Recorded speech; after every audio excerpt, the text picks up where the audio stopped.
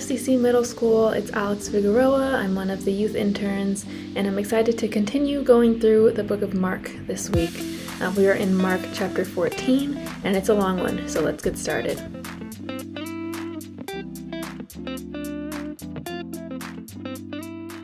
Now the Passover and the Festival of Unleavened Bread were only 2 days away, and the chief priests and the teachers of the law were scheming to arrest Jesus secretly and kill him.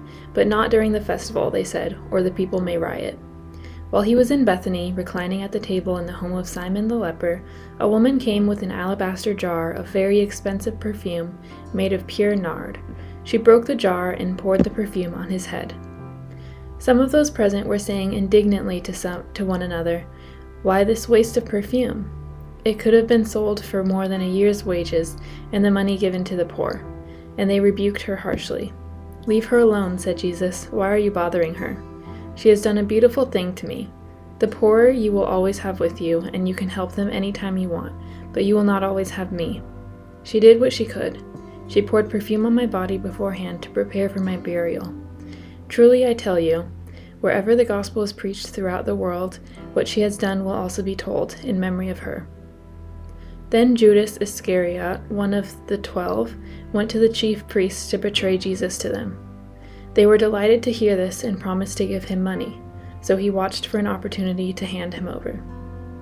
On the first day of the festival of unleavened bread, when it was customary to sacrifice the Passover lamb, Jesus' disciples asked him, "Where do you want us to go and make preparations for you to eat the Passover?" So he sent 2 of his disciples, telling them, "Go into the city, and a man carrying a jar of water will meet you. Follow him. Say to the owner of the house he enters, 'The teacher asks, where is my guest room, where I may eat the Passover with my disciples?' He will show you a large room upstairs, furnished and ready. Make preparations for us there." The disciples left, went into the city, and found things just as Jesus had told them. So they prepared the Passover. When evening came, Jesus arrived with the 12. While they were reclining at the table eating, he said, "Truly I tell you, one of you will betray me, one who is eating with me." They were saddened, and one by one they said to him, "Surely you don't mean me." "It is one of the 12, he replied, "one who dips bread into the bowl with me. The Son of Man will go just as it is written about him, but woe to that man who betrays the Son of Man. It would be better for him if he had not been born." While they were eating, Jesus took bread, and when he had given thanks, he broke it and gave it to his disciples, saying, "Take it, this is my body." Then he took a cup, and when he had given thanks, he gave it to them, and they all drank from it. "This is my blood of the covenant, which is poured out for many," he said to them. "Truly I tell you, I will not drink again from the fruit of the vine until that day when I drink it new in the kingdom of God." When they had sung a hymn, they went out to the Mount of Olives.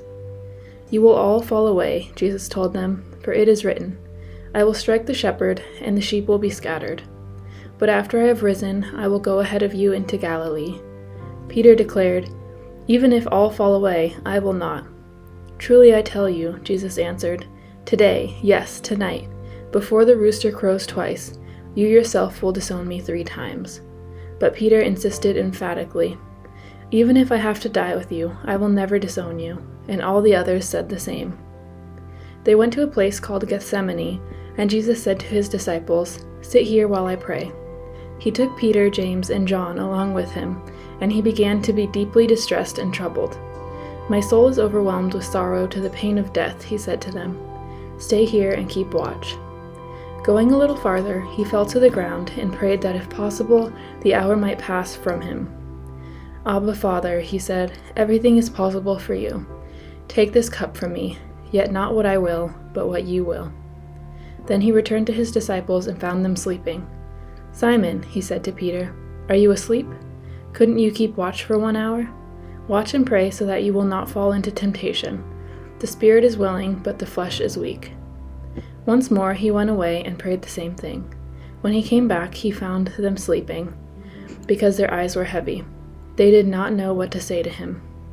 Returning the 3rd time, he said to them, "Are you still sleeping and resting? Enough, the hour has come. Look, the Son of Man is delivered into the hands of sinners. Rise, let us go. Here comes my betrayer." Just as he was speaking, Judas, one of the 12, appeared. With him was a crowd armed with swords and clubs, sent from the chief priests, the teachers of the law, and the elders. Now the betrayer had arranged a signal with them. "The one I kiss is the man. Arrest him and lead him away under guard." Going at once to Jesus, Judas said, "Rabbi," and kissed him. The men seized Jesus and arrested him. Then one of those standing near drew his sword and struck the servant of the high priest, cutting off his ear. "Am I leading a rebellion," said Jesus, "that you have come out with swords and clubs to capture me? Every day I was with you, teaching in the temple courts, and you did not arrest me, but the scriptures must be fulfilled." Then everyone deserted him and fled. A young man, wearing nothing but a linen garment, was following Jesus. When they seized him, he fled naked, leaving his garment behind. They took Jesus to the high priest, and all the chief priests, the elders, and the teachers of the law came together. Peter followed him at a distance, right into the courtyard of the high priest. There he sat with the guards and warmed himself at the fire. The chief priests and the whole Sanhedrin were looking for evidence against Jesus so that they could put him to death, but they did not find any. Many testified falsely against him, but their statements did not agree. Then some stood up and gave this false testimony against him. "We heard him say, 'I will destroy this temple made with human hands, and in 3 days will build another, not made with hands.' Yet even then their testimony did not agree." Then the high priest stood up before them and asked Jesus, "Are you not going to answer? What is this testimony that these men are bringing against you?" But Jesus remained silent and gave no answer. Again the high priest asked him, "Are you the Messiah, the Son of the Blessed One?" "I am," said Jesus, "and you will see the Son of Man sitting at the right hand of the Mighty One and coming on the clouds of heaven." The high priest tore his clothes. "Why do we need any more witnesses?" he asked. "You have heard the blasphemy. What do you think?" They all condemned him as worthy of death. Then some began to spit at him. They blindfolded him, struck him with their fists, and said, "Prophesy." And the guards took him and beat him. While Peter was below in the courtyard, one of the servant girls of the high priest came by. When she saw Peter warming himself, she looked closely at him. "You also were with that Nazarene, Jesus," she said, but he denied it. "I don't know or understand what you're talking about," he said, and went out into the entryway. When the servant girl saw him there, she said again to those standing around, "This fellow is one of them." Again he denied it. After a little while, those standing near said to Peter, "Surely you are one of them, for you are a Galilean." He began to call down curses, and he swore to them, "I don't know what this man you're talking about." Immediately the rooster crowed the second time. Then Peter remembered the word Jesus had spoken to him, "Before the rooster crows twice, you will disown me 3 times." And he broke down and wept. The main words that stuck out to me are betray and deny. It made me think about how intentional betrayal is. Judas sought out an opportunity to betray Jesus and came up with a plan, but it's much easier to unintentionally deny God. Peter didn't set out to deny Jesus, and when Jesus told him he'd do it, he even denied that, and he still did it. For us, even if we don't deny being Christians when we're asked, which may be tempting in some situations, we often deny God's truths and go about our days acting in ways that we know are contrary to how God tells us to act, because living like Jesus probably is not going to make us popular.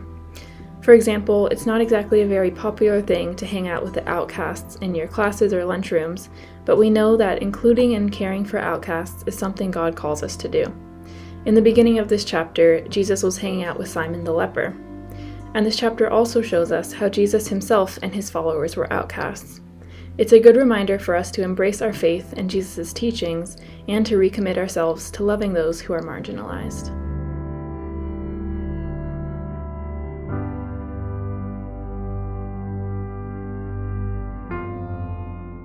Thank you so much for taking this time to join us online for Sunday Sem.